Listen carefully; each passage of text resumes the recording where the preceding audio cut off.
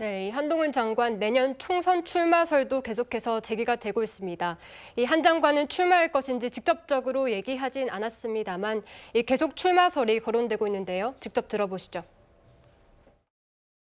그 한동훈 장관님 판단에 맡겨야 된다고 생각합니다. 나라에 기여하는 방법이 여러 가지가 있을 수 있는데 장관직을 수행하면서 하시는 게 더 큰 기여인지 아니면은 총선에 출마하시는 게 더 큰 기여인지는 아마 그건 본인이 아마 심사숙고하시지 않을까 생각합니다.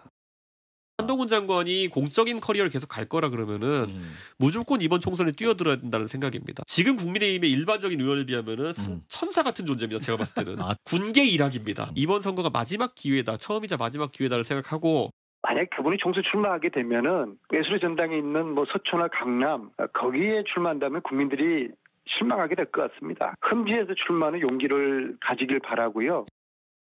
네, 서초나 강남 얘기가 나온 게 말씀하신 대로 지금 예술의 전당을 찾아서 이 국민들에게 사인도 해주고 사진도 직접 같이 찍었다고 하거든요. 지금 서초동 출마를 위한 것 아니냐 이런 해석이 정치권에서 계속해서 나오고 있는데 가능성 어떻게 보십니까? 모든 가능성은 열려있지 않을까 생각이 듭니다. 일단 한동훈 장관이 과연 내년에 총선에 출마를 할지 이 여부부터가 많은 관심이 있을 텐데요. 물론 한동훈 장관 본인의 정치 어떤 역할론에 대해서 직접적인 언급은 안 하고 있는 상황이지만 사실 국민의힘 내부에서는 결국 한동훈 장관을 차출하는 그 차출설이 점점 힘을 받을 것으로 보입니다. 왜냐하면 사실 지난주에 있었던 강서구청장 보궐선거 결과는 사실 민주당으로부터 참패를 당했기 때문에 수도권 위기론이 점차 현실화되고 있는 상황입니다. 그렇다라고 한다면 사실 지금 국민의힘이 뭐 뒤에도 얘기하겠지만 어떤 그 쇄신이나 혁신의 모습을 전격적으로 보여주지 못하고 있는 상황에서 이 수도권에서 내년 총선을 준비하시는 국민의힘 내부의 정치인들은 많은 불안감들 확산할 것 같고요. 결국 이 수도권 위기론을 탈피할 수 있으려면 한동훈 장관이 차출돼야 된다 이런 여론들이 더 커져갈 것으로 보이는데요. 특히 예술의 전당에서 뭐 음악을 감상하셨다는 저 이제 화면이 나오고 있는데 사실 이 부분은 굉장히 언론에서 과도하게 보도된 측면도 있다라고 생각이 듭니다. 뭐 장관이 개인 시간에 예술의 전당에서 얼마든지 취미생활을 할 수 있겠지만 이것이 이제 보도량이 굉장히 많아지고 또 관심을 많이 받다 보니까 혹시 예술의 전당이 있는 서초 또는 강남 상대적으로 국민의힘에게 유리한 서울권에서 출마하는 것이 아니냐라는 지금 그런 분석까지 나오고 있는 상황이고요. 일단 한동훈 장관이 출마 선언을 하게 된다라고 한다면 당연히 그 출마지가 험지일지 아니면 상대적으로 국민의힘에게 유리한 지역이 될지에 따라 또 많은 또 해석들이 갈릴 것으로 보입니다.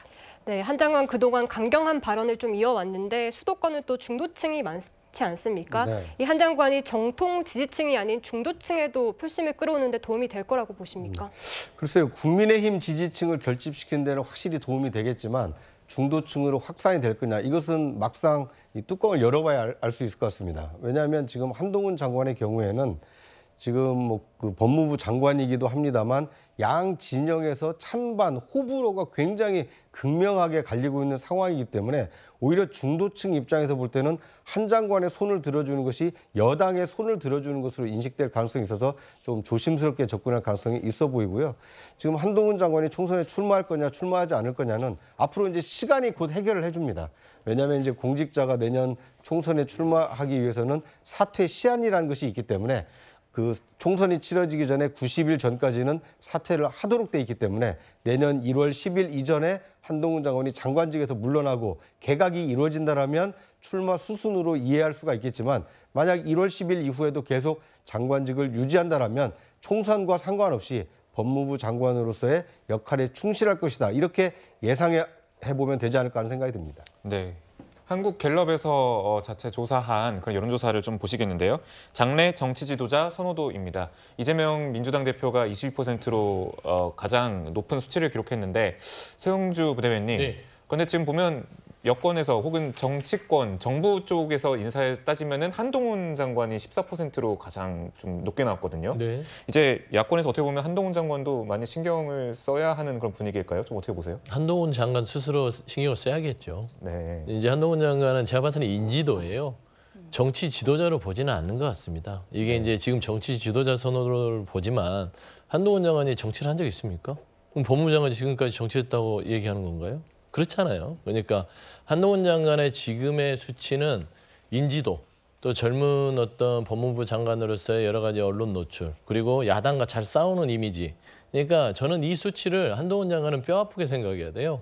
본인은 법무부 장관으로서 어떤 국정 운영에만 충실했고 정치에 관여 안 한 것처럼 얘기하지만 수치가 보여주는 겁니다. 정치했어요. 네, 저는 그렇게 판단하고 싶습니다. 저는 오히려 저 수치로 가장 좀 위기의식을 느껴야 될 분은 이재명 대표가 아닌가 하는 생각이 듭니다. 이재명 대표는 지난 대선에 나와서 0.73%로 굉장히 높은 지지를 받지 않았습니까? 그런데 일반 국민 가운데 지금 22%에 머물렀다. 자신이 받은 득표의 절반 이상이 지금 지지를 철회했다는 것이 드러났고요. 지금 한동훈 장관에게 굉장히 포커스가 맞춰져 있습니다만 한 장관 이후에도 여권 인사들에게 지금 지지가 모여있는 합을 해보면 이재명 대표가 받았던 22%보다 1%포인트가 지금 앞선 상황입니다. 물론 단순하게 합해서 그것이 더 높다, 우세하다 이렇게 보기는 어렵습니다만 지금까지 드러난 대선이 끝나고 1년 반이 지난 현재 이재명 대표에 대한 기대 심리는 절반으로 반토막이 났지만 여권 지지자들에 대해서는 다양한 후보군을 놓고 지금 고르기를 하고 있다. 선택을 하는 과정에 있다. 이렇게 본다라면 오히려 이재명 대표에게는 조금 위기감이 커지고 여권 차기 주자들에게는 지금부터 어떻게 해서 자신의 어떤 지지율을 끌어올려서 차기 주자들로서 발돋움할 것인지 그에 대한 어떤 정치 시험 무대에 서 있다. 뭐 이렇게 보는 것이 더 타당하지 않을까 하는 생각이 듭니다. 저 여기 잠깐 이재명 대표가 나와서 민주당 또 당직자로서 얘기를 좀 보태면 이재명 대표 이 정도면 잘하고 있는 거예요. 말하자면 1년 반 동안 그렇게 집요하게 검찰의 수사에서 포토라인을 세웠는데 22% 하고 있고요. 그다음에 지금 보면은 여권 관계자 중에 이 갤럽에서 왜 한동훈 장관만 넣는지 모르겠어요. 유승민 전 대표도 있거든요. 여기 조사는요 객관식이 아닙니다. 그러니까 주관식이에요. 제 얘기를 좀 들으시죠. 그래서 그런 부분들에 있어서 여권의 여러 사람들을 풀을 넣었을 때 저는 이 조사 자체가 지금 한동훈 장관의 여권에서의 어떤 포커싱 그런 부분들을 좀 맞추지 않았을까? 저는 그렇게 좀 보고 있습니다. 네, 물론 한동훈 장관 지금 국무위원으로서의 역할만 다 하겠다라고 말씀을 한 상태이긴 하지만 꾸준히 차기 대권 주자로 거론이 되고 있는 상황인데 만약에 대선에 출마를 한다면 가상의 시나리오입니다만 그 총선 출마는 어떻게 되는 겁니까? 결국은 이제 그 총선에 출마를 먼저 한 다음에 그리고 이제 그 국민이 부른다면 대선까지 가는 거예요. 일단 바로 이제 대선 직행은 윤석열 대통령이 아마 유일할 겁니다.